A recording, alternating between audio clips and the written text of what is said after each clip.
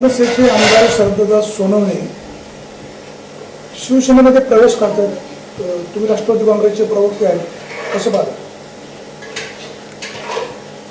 खरं तर शरददादा सोनवणे शिवसेनेत प्रवेश आज करणार आहेत आणि काल 2-3 दिवसापासून त्या प्रकारच्या सगळ्या बातम्या आपल्या सगळ्या मीडियाच्या मार्फत खरं तर आम्ही सगळेजण पाहतो. आणि आता सध्या निवडणुकीचं जे लोकसभेच्या निवडणुकीचं वारं सुरू झालं आणि त्या निमित्ताने खरं तर मनसे पक्ष विधानसभेला तर 6 महिने टाईम आहे. पण आदरणीय शरददादा सोनवणे शिवसेनेमध्ये पुन्हा एकदा घरवापसी म्हणतायत. खरं तर ह्या प्रवेशाकडं आम्ही पाहत असताना पक्षाच्या लेवलवर जर आम्ही पाहिलं तर कार्यकर्त्यांची आणि नेत्यांची सुद्धा वाणीसाहेब फार मोठी अडचण या निमित्ताने व्हायला लागली. त्याचं दुसरं कारण असं आहे, ज्या दिवसापासून आपला सोशल मीडिया असेल, इलेक्ट्रॉनिक मीडिया असेल, ह्याचे फीडबॅक घ्यायला लागला आणि पाठीमागच्या नोंदी पुढं आणायला लागलं, त्यावेळेला नेमकं नेत्याने कसं वागावं, काय बोलावं हे खरं तर आता पुढं आलेलं आहे. 2014ची किंवा त्यानंतरच्या आदरणीय आमदार साहेबांची पाहतो, ज्या खासदार साहेबांच्या बोटाला धरून आज ते शिवसेनेमध्ये चाललेलं आहेत, त्याच खासदार साहेबांच्या बाबतीमध्ये ते सातत्यानं बोलत राहिले की ही शिवसेना नाही, ही आढळराव सेना आहे आणि म्हणून त्या आढळराव सेनेला कंटाळून मी मनसेमध्ये प्रवेश केलेला आहे.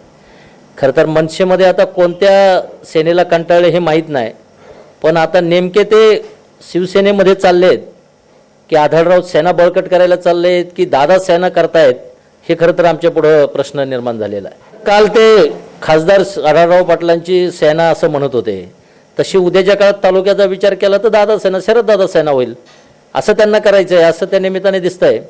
कारण शिवसेनेमध्ये पुनर्प्रवेश करत असताना आज जे तालुक्यातले निष्ठावान शिवसैनिक आहेत, पूर्वाश्रमीचे गेले 5-25 वर्षापासून शिवसेनेचे काम करणारे जे कार्यकर्ते आहेत, ते खरं तर कोणी त्यांच्याबरोबर आहेत किंवा त्यांचं फार उत्साहामध्ये कोण स्वागत त्या पक्षामध्ये करत आहे असं काही दिसत नाही. आमदार शरद सोनवणे त्यांच्या सहकाऱ्यांसह म्हणजे मनसेच्या काही कार्यकर्त्यांसह शिवसेनेमध्ये प्रवेश करतायत. राष्ट्रवादी काँग्रेसचे पंकज गावडे त्यांच्यासोबत शिवसेनेमध्ये प्रवेश करतायत, तुम्ही कसं पाहता?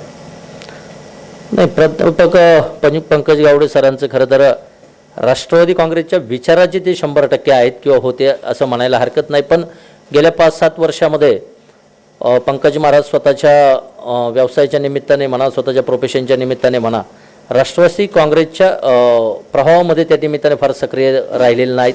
यापूर्व काळामध्ये त्यांनी राष्ट्रवादी काँग्रेस पक्षाचं काम जरूर केलेलं आहे आणि खरं तर आता ते प्रवेश करतायत. त्याच्यामध्ये व्यक्तिगत त्यांची कारणं त्या निमित्ताने असतील, पण राष्ट्रवादी काँग्रेस पक्षाच्या निमित्ताने नाराज होऊन पंकज महाराज तिकडे जात आहेत असं मला वाटत नाही. अंतराच्या निमित्ताने विचाराची खरं तर ती लढाई आहे आणि प्राध्यापक पंकज गावडेंनी शिवसेनेची विचारधारा स्वीकारतायत असं जेव्हा समजतं आहे, तर त्याच्या निमित्ताने शेवटी स्वतःची विचारधाराच्यासाठी जर गावडे तिकडे जात असतील तर त्या निमित्तानं राष्ट्रवादी काँग्रेस पक्षाच्या माध्यमातून खरं तर काही अडचणीचं होईल असं मला वाटत नाही.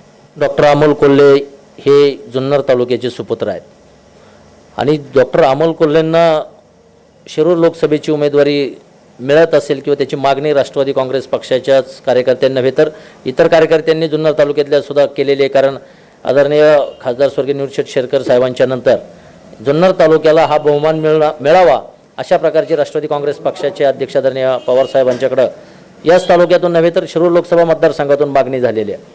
आणि मग या तालुक्यामध्ये स्थानिक उमेदवार येतोय आणि त्या निमित्ताने शेवटी ही नैसर्गिक प्रवृत्ती आहे, आपल्याला नेहमी आपल्या जवळचं आपलं वाटतं आणि त्याच्यामुळे कोल्हे साहेबांना जुन्नर असणाऱ्या विधानसभेमधून फार मोठ्या प्रमाणामध्ये 100% मताधिक्य तर उमेदवारी मिळाल्याच्या नंतर मिळणार आहे. कदाचित खासदार साहेबांचे आखाडे किंवा आराखडे काय असतील आणि त्याच्यानुसारच त्यांनी या ठिकाणी आमदारांच्या प्रवेशाचा घाट घातला असं वाटतंय.